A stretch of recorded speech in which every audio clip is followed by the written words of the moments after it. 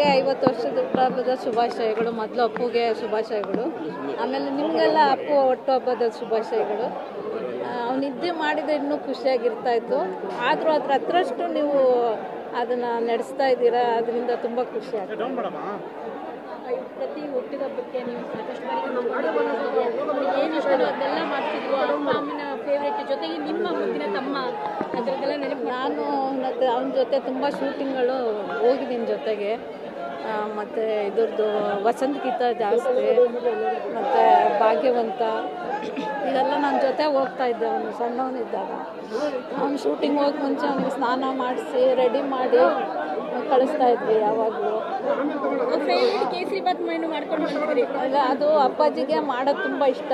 ಎಲ್ಲ ಅವನಿಗೂ ಮಾಡ್ಕೊಂಬಂದು ಕೊಡ್ತಿದ್ವಿ. ಅವ್ನ ಬರ್ತ್ಡೇಗೂ ಯಾವಾಗಲೂ ಮಾಡ್ಕೊಂಬಂದು ಕೊಡ್ತೀವಿ. ಏನು ಗಿಫ್ಟ್ ಕೊಡ್ತಾ ಇದ್ರಿ ನಿಮ್ಗೆ ನೆನಪಿದ್ಯಾ? ಅಯ್ಯೋ, ಅವನೇ ನಮಗೆ ಕೊಡ್ತಿದ್ದೆ, ನಾವು ಅವನು ಕೊಡ್ತಾ ಇಲ್ಲ ಗಿಫ್ಟ್. ಅವನ್ನೆಲ್ಲ ಚಿಕ್ಕದೆಲ್ಲ ಗಿಫ್ಟ್ ಇಷ್ಟಪಡಲ್ಲ, ಅವ್ನು ದೊಡ್ಡದಾಗಿ ಕೊಡಬೇಕು. ಅದಕ್ಕೆ ಅವ್ನಿಗೆ ಏನು ಇಷ್ಟ ಅಂತ ಅವನಿಗೆ ಗೊತ್ತು, ನಾವೇನು ಕೊಡೋಕ್ಕಾಗ್ತಿರ್ಲಿಲ್ಲ. ಆ ಥರ ಏನಾದರೂ ಮಾಡಿದ್ದೀರಾ? ಗಿಫ್ಟ್ ಗಿಫ್ಟ್ ಬೇಕು ಅಂತ ಈ ಥರ ರೇಗಿಸಿರೋದು? ಇಲ್ಲ, ಅವ್ನು ಕೇಳಲ್ಲ, ಅವನೇ ಕೇಳ್ತಾನೆ. ನಿಮ್ಗೆ ಏನು ಬೇಕು ನಾನೇ ತಗೊಡ್ತೀನಿ. ಅವ್ನು ಯಾವತ್ತೂ ಗಿಫ್ಟ್ ಕೇಳಿಲ್ಲ. ಅವನ ಜೊತೆ ಹುಟ್ಟಿರೋದೇ ನಮಗೆ ದೊಡ್ಡ ಗಿಫ್ಟು. ರಿಲೀಸ್ ಆಯಿತು, ಸೊ ನೀವು ನೋಡಿದ್ರ ಸಿನಿಮಾನ?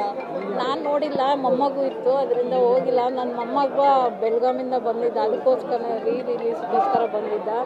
ಮತ್ತು ಅವನು ಅಪ್ಪು ಅವರು ಒಂದು ಹಾಡನ್ನು, ಅಪ್ಪು ಪಿಕ್ಚರ್ ಒಂದು ಹಾಡನ್ನು ಅವನು ಇದರಲ್ಲಿ ಇನ್ಸ್ಟಾಗ್ರಾಮಲ್ಲಿ ರಿಲೀಸ್ ಮಾಡಿದ್ದಾನೆ. ಎಲ್ಲರೂ ನೋಡಿ ಖುಷಿ ಪಡಿ ಅವನಿಗೆ ಆಶೀರ್ವಾದ ಮಾಡಿ. ಅಂದರೆ ಅಪ್ಪು ತುಂಬ ಇಷ್ಟಪಡ್ತಿದ್ದು. ಬರ್ಡೇಗೆ ಪ್ರತಿ ಟೈಮ್ ಏನು ಕೇಳ್ತಾ ಇದ್ರು ಮಾಡ್ಕೊಡಿದ್ದು? ಯಾಕಂದರೆ ನೀವು ಜಾಸ್ತಿ ಅವ್ರಿಗೆ ಬೇಕಾಗಿರೋ ಅದು ಸ್ವೀಟೇ ಮಾಡ್ಕೊಂಬರ್ತಾ ಇದ್ದಿದ್ದು. ಮೈದಾ ಸ್ವೀಟು ಅಪ್ಪಾಜಿಗೂ ಇಷ್ಟ, ನಮ್ಮ ಮನೇಲಿ ಎಲ್ಲರಿಗೂ ಇಷ್ಟ ಸ್ವೀಟ್ ಅಂದರೆ.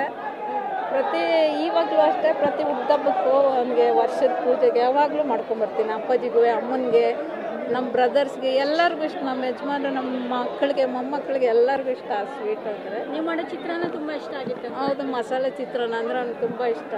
ನಾವು ಚೆನ್ನೈಲಿದ್ದಾಗ ಜಾಸ್ತಿ ಮಾಡ್ತಾಯಿದ್ವಿ. ಆವಾಗ ಒಂದು ದಿವಸ ಈ ಕರೋನಾ ಬಂದ ಟೈಮಲ್ಲಿ ಫ್ರೀ ಆಗಿರ್ತಿದ್ನಲ್ಲ, ಫೋನ್ ಮಾಡಿ ಕೇಳ್ದೆ ಹೆಂಗೆ ಮಾಡೋದು, ನನಗೆ ರೆಸಿಪಿ ಕೊಡು ಅಂತ. ಸೊ ಎಲ್ಲ ಹೇಳಿದ್ದೆ ನಾನು, ಎಲ್ಲ ಹೇಳಿದ್ದು ಅದ್ರ ಪ್ರಕಾರ ಮಾಡಿ ಒಂದು ದಿವಸ ಫೋನ್ ಮಾಡಿದ್ದೆ. ತುಂಬ ಚೆನ್ನಾಗಿ ಬಂದಿತ್ತು, ನಿಮ್ಮ ಮನೆಗೂ ಮಾಡಿ ಕಳಿಸ್ತೀನಿ ಒಂದು ದಿವಸ ಅಂತ ಹೇಳಿದ್ದೆ. ಈ ಟೈಮಲ್ಲಿ ಎಷ್ಟು ಮಿಸ್ ಮಾಡ್ಕೋತಿದ್ದೀರಾ? ತುಂಬಾ ಮಿಸ್ ಮಾಡ್ಕೊತಾ ಇದ್ದೀನಿ ನಾನು. ಎಷ್ಟು ಅಂತ ಹೇಳೋಕ್ಕಾಗೋದಿಲ್ಲ ಅದನ್ನು.